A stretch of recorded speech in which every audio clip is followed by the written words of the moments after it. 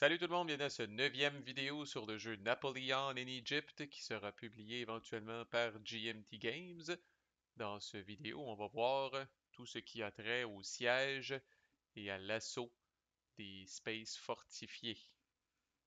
Ok. Il y a beaucoup de règles qu'on répétera pas et qui ressemblent à...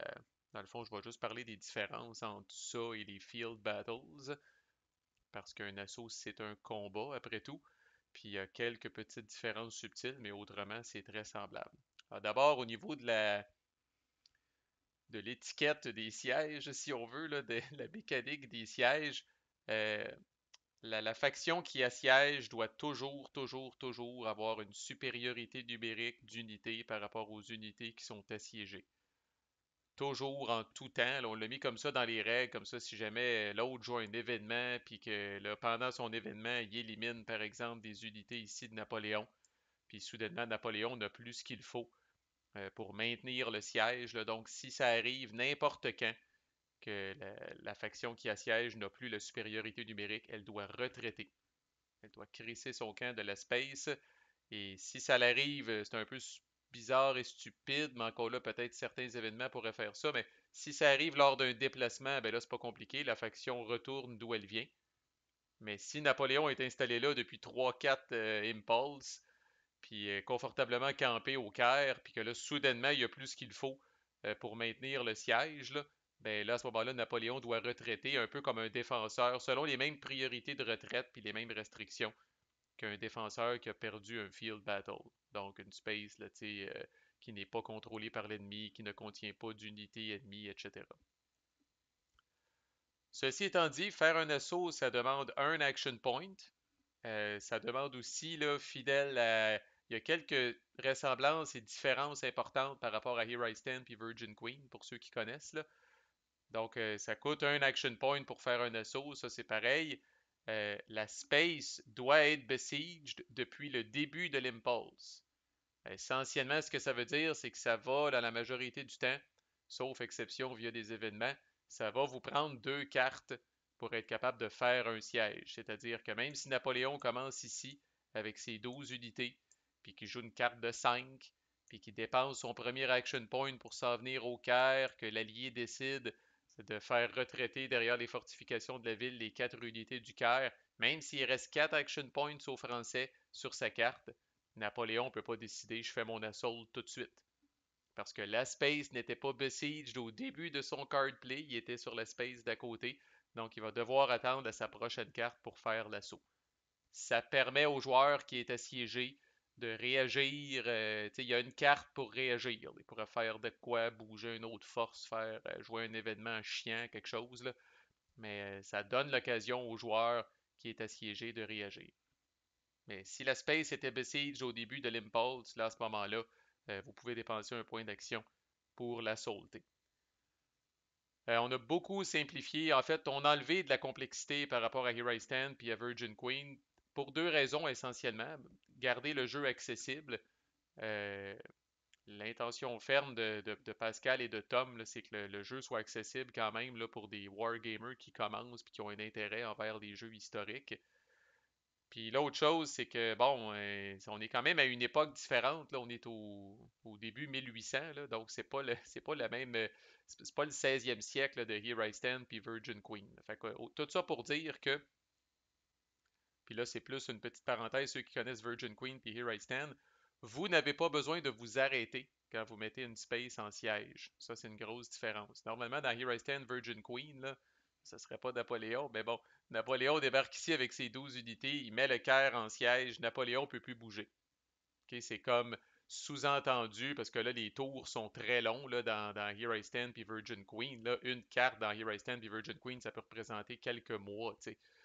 Fait que là, c'est sous-entendu que là, Napoléon a mis la ville, aurait mis la ville en siège à ce moment-là, puis ça y aurait pris beaucoup de temps. OK, donc ici, là, comme je disais, là, les Fortified Space, la grande majorité, là, c'est un bien grand mot. Ils n'ont pas tant de fortifications puis tout ça. Là. Les unités au vu Napoléon sont allées se cacher au Caire, là, puis Napoléon, s'il veut, il passe tout droit puis il poursuit sa route. Là. OK, donc Napoléon n'a pas à s'arrêter, même s'il a mis les unités au Caire en siège, là, S'il veut continuer, il poursuit son chemin et puis il s'en vient ici, là, dans le même card play. Ça, c'est la première chose. Puis la deuxième chose, c'est que pour faire un assaut, on n'a pas besoin de ce qu'il appelle dans Here I Stand puis Virgin Queen une line of communication ou une lock, qui est de tracer son chemin vers une space fortifiée. Puis là, voici les restrictions quand vous tracez ce chemin-là, puis tout ça. Vous assiégez une space, vous voulez l'assaulter. Let's go, vous dépensez un point d'action tant que la space était under siege au début de l'impulse. Essentiellement, ce que ça veut dire, c'est que même si Napoléon est ici, OK, là, loin d'Alexandrie, puis des spaces qui sont contrôlés par le français, puis en plein territoire ennemi, si ça y tente d'assaulter Quenet, il va pouvoir assaulter Quenet en autant qu'elle était en siège au début de son card play. Et revenons à ce qui se passe au Caire. Donc, une autre petite restriction, chaque unit ou général ne peut faire qu'un assaut une fois par impulse. Ça veut dire que Napoléon, encore là, qui est là, puis qui a plein d'action points, pourrait pas dépenser un action point, faire un premier assaut. Ah, j'ai pas réussi à tuer tout le monde au Caire, je dépense un deuxième action point, puis je fais un autre assaut. OK? Chaque unité, chaque général peut faire un seul assault par card play, là. Les différences par rapport à une field battle, euh, encore là, ça ressemble un petit peu à Here I Stand ou Virgin Queen. Là, la principale différence est au niveau de l'attaquant. Donc, une fois que l'attaquant cumule les dés qu'il a par rapport à ses unités, puis je vais mettre un petit peu de piquant, là, on va dire que Napoléon est là, non pas avec, on va dire qu'il est là avec 6 réguliers puis 4 grognards. Donc, comme d'habitude, l'attaquant cumule ses dés pour ses unités, donc 6 dés bleus, 4 dés verts. Une fois qu'il a ces dés-là en face de lui, il doit choisir la moitié de ces dés-là, round up, pour rouler. Et l'autre moitié ne seront pas roulés. OK? Donc là, dans ce cas-là, Napoléon a 10 dés, 6 bleus, 4 verts. Bien évidemment, il va prendre ses 5 dés bleus, puis il va mettre les autres dés de côté. Donc plutôt que de brasser 10 dés, il va brasser uniquement 5 dés. À noter que le bonus du général dans ce cas-ci de Napoléon n'est pas divisé par 2. Donc Napoléon met encore toute la gomme, son 3 de battle rating devient 3 autres des bleus. Donc dans un scénario comme ça, Napoléon brasse, le français brasse 8 des bleus dans le cadre de son assaut. Ce qui est quand même pas pire, mais ça, bon, ça chope de moitié les dés, là, fait que ça peut rendre la chose un peu plus difficile, surtout s'il y a 4 unités. Puis dépendamment de la qualité des dés aussi, là, ça peut rendre ça un petit peu plus tough. L'autre chose qu'on a vu, autant au niveau de l'attaquant que du défenseur, si la space est un port et qu'il y a un amiral dans le port sea space, que l'amiral soit du côté de l'attaquant ou du défenseur, l'amiral, par exemple, si Napoléon était à Damietta, puis qu'on a Bruet qui est ici avec la flotte française. Donc, on va ajouter. Non, j'ai bien de la misère à sélectionner tout le tas de flottes. Voilà. OK. On ajouterait à ce moment-là le battle rating de Bruet, de l'amiral qui est dans le port. Puis, ça contribuerait des dés supplémentaires égales à la plus haute qualité, encore une fois, là, des unités maritimes, des unités navales qui sont parquées là. Donc, là, dans ce cas-là, ce sont des bateaux français qui brassent un dé bleu. Donc, le français aurait 2 dés bleus additionnels pour son assaut. Donc, si Napoléon était ici avec la même force, au lieu de 8 des bleus, il y aurait 10 des bleus à cause de Bruet. Si à l'inverse, c'est nul autre que l'amiral Nelson qui est là, avec la flotte anglaise, en support là, aux alliés qui sont ici, là, ben, l'allié viendrait brasser 3 dés rouges additionnels, qui est la valeur, le battle rating de Nelson, et la plus forte qualité de combat d'une unité maritime qui est parkée dans le port à côté de la ville qui est en train d'être assaultée. Quand même, c'est un big deal pour vrai. La supériorité maritime, là, c'est quand même un big deal, là. Ça donne un autre bonus là, plein qui n'est pas divisé par deux, là, qui est le battle rating de l'amiral. Et je rappelle que si la bataille, si l'assaut se déroule dans une forteresse, le défenseur a un dé de plus, encore là, de la meilleure qualité qu'il a de présent. Au niveau des différences, il n'y a pas de retraite dans le cas d'un assaut. L'assaut est successful ou il n'est pas successful. Il est successful si tous les défenseurs sont éliminés, toutes les unités du défenseur sont éliminées. À ce moment-là, ben, l'attaquant prend le contrôle de la space parce qu'il va être maintenant le seul occupant de la space. On ajuste les points de victoire, là, comme on a vu dans une vidéo précédente. Si l'assaut n'est pas successful, ben, je rappelle, bon, dans les deux cas, là, les unités qui ont participé à l'assaut puis le général ne peuvent pas refaire d'assaut. Si l'assaut n'est pas successful, ces unités-là et ce général-là ne peuvent même plus bouger. Ok, la petite pénalité là, de faire un assaut qui n'est pas successful, là. Donc, si Napoléon manque sa shot, même s'il réussit à éliminer 3 unités sur 4 au Caire, puis à ne pas subir de pertes, c'est pas grave. L'assaut est considéré unsuccessful à partir du moment où toutes les unités du Caire n'ont pas été wipées. Et là, à ce moment-là, Napoléon et les unités qui ont participé à cet assaut-là ne peuvent pas se déplacer pour le reste du card play. On a aussi énormément simplifié là, ce qu'on appelle là, les scénarios de relève et de sortie. Donc, d'abord, la sortie, c'est pas compliqué. Là, si, bon, admettons que Mourad Bey était ici. Là. Si les unités du Caire décident de sortir des protections de la ville puis d'aller se battre, là, ben, c'est carrément tout simplement une field battle avec l'allié dans ce scénario-là qui est considéré comme attaquant. Alors, c'est comme si Mourad Bey et les 4 unités du Caire viennent faire une field battle, dans ce cas-là, contre Napoléon et les 10 unités françaises. Dans ce cas-là, c'est du suicide. Il y a des scénarios où ça pourrait faire du sens. Donc, c'est une field battle. Et si la différence, là, que si l'attaquant perd la field battle, peut retourner se cacher derrière les fortifications du Caire. Le scénario de relève, fait que le scénario de relève, là, c'est un cas comme ça ici, justement, où Napoléon est en train d'assiéger le Caire et Mourad Bey, qui est ici, décide de venir en renfort et de venir provoquer Napoléon en amenant une force ici. Alors à ce moment-là, c'est le party, tout le monde sort. Alors les gens, les unités qui sont au Caire sortent et participent au combat. La seule petite twist, c'est que, bon, euh, par exemple, si Mourad Bey était au Caire puis qu'il était sauvé, je pense que c'est son frère, Ibrahim Bey. En tout cas, peut-être pas. Bref, fiez-vous pas sur moi pour des détails historiques. Alors, c'est Ibrahim Bey qui arrive ici. Les 4 unités du Caire peuvent participer. Par contre, Mourad Bey, qui était assiégé, ne peut pas être le général aux commandes. Alors, il faut que ce soit Ibrahim Bey, qui est le général qui vient là en relève. Alors, même si on serait tenté d'utiliser Mourad Bey parce que son battle rating est plus fort, là, il faut comprendre que Mourad Bey est erré dans la ville. Puis là, à la dernière minute, il voit Ibrahim arriver. Puis, hey, il crée son sort. Mais tu sais, c'est pas lui qui drive le show. C'est pas lui qui coordonne les affaires. C'est Ibrahim Bey qui est aux commandes et c'est son battle rating à lui qu'on utilise. Ce qu'on a beaucoup simplifié parce que ce scénario de relève-là dans Here I Stand et Virgin Queen, c'est un hostie d'affaires. Il faut tout le temps sortir les livres de règles quand ça arrive parce qu'il y a toutes sortes de scénarios pointus. Là. Mais bon, ça devient une grosse field battle. Puis dans le fond, si cette force combinée-là, alliée, perd, eh bien, tout le monde décrisse. C'est ça le risque, là. Donc, le Mourad Bey, Ibrahim Bey, puis les unités alliées qui restent là, doivent retraiter et laisser le Caire aux mains du Français qui a gagné la field battle suite à la sortie. Là.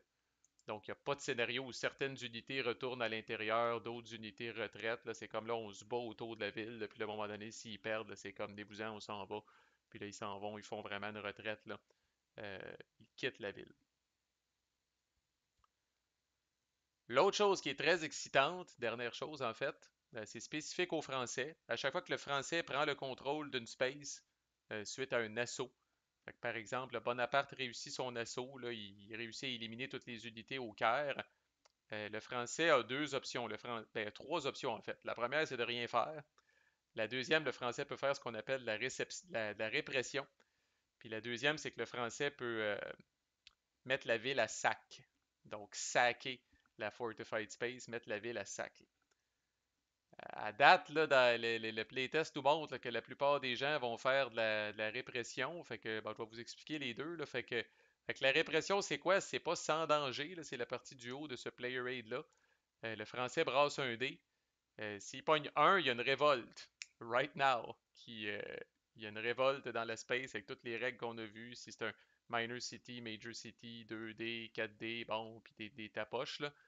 Encore là, le français devrait pas avoir trop de problèmes à calmer la révolte, mais il pourrait perdre 1, 2 troupes au final, puis il n'est pas plus avancé. Là. Si le français pogne 2, c'est chiant aussi. L'allié gagne 3 points d'espionnage, 3 cubes d'espionnage. Euh, à partir de 3, ça commence à être intéressant pour le français. Là. Donc, la space shift d'un niveau. Donc, si elle était favorable à l'Allié, elle devient neutre. Si elle était neutre, elle devient favorable aux Français. Mais l'Allié gagne quand même un cube d'espionnage. Sur un 4 à 5, c'est 100% intéressant pour le Français. L'ordre public de la space shift d'un niveau. Et sur un 6, la space shift directement à favorable aux Français. Il faut comprendre que dans la très grande majorité des cas où le Français va conquérir des fortified space, l'ordre public va être en faveur de l'allié. Alors, de la shifter directement aux Français, c'est fort en crise. Même de la shifter à neutre, c'est intéressant parce qu'à court terme, vous n'avez pas à vous inquiéter pour les révoltes. Évidemment, il y a un risque. Mais pourquoi qu'on fait ça? On le fait, entre autres, surtout pour les major cities, parce qu'il ne faut pas oublier que pour amener ça de favorable à l'allié à favorable aux Français, ça va coûter aux Français 4 action points. Dépendamment de la main que vous avez, c'est un big deal. C'est gros, là, 4 action points. Fait que c'est tentant de brasser le dé, et même si on la ramène neutre, dans le fond, on voit ça comme une économie de 2 AP là, qu'on n'aura pas à dépenser pour amener la space à neutre. Alors, dans ce cas-là, on est à 2 AP de mettre la space favorable aux Français. Dans une minor city, peut-être qu'on se retient un petit peu plus parce que c'est moins coûteux de shifter l'ordre public. Ça coûte juste 1 AP par shift. Là. Mais dans une major city, la répression, c'est intéressant. Et le sac, il n'est pas écrit ici, là, mettre la ville à sac. Là. Ça, je dirais, c'est peut-être intéressant si vous avez une carte chiante en main. Euh, D'abord, quand vous saquez, là, quand vous mettez la ville à sac, les gens n'aiment pas ça. Là. Fait que vous devez shifter l'ordre public d'un niveau vers l'allié. Alors évidemment, ça n'a pas d'impact. Si la ville est déjà favorable à l'allié, vous crissez la ville à sac, le monde vous haïsse de toute façon. Fait que vous crissez la ville à sac et vous n'avez pas de conséquences. Par contre, si elle est neutre, elle va devenir favorable à l'allié. Puis si elle est française, elle va devenir neutre. Fait que ça, c'est le petit inconvénient de mettre la ville à sac. L'avantage, c'est que, à part ça, il n'y a pas de risque dans le fond, là, mais il y a un petit peu d'incertitude. Le français brasse un dé sur un 4 ou plus. Le français peut piger une carte et défausser une carte de sa main. Donc, si vous avez plusieurs cartes chiantes de votre main, là, où la patrie en danger n'est pas suffisant pour vous en débarrasser, là, ben, de mettre des villes à sac quand vous les conquérez, c'est quand même pas pire. D'autant plus que si la ville est déjà favorable à l'allié, comme je disais, il n'y a pas vraiment d'inconvénients à s'essayer. Là. Fait que voilà, c'est l'ABC des sièges et des assauts. Ma foi, prochaine vidéo, on va couvrir tout ce qui se passe sur l'eau. Encore là, beaucoup de choses semblables à ce qu'on a déjà vu. Les combats, c'est extrêmement semblable. Les déplacements et interceptions aussi, là. Fait que ça risque d'être assez rapide. Manquez pas ça. À plus.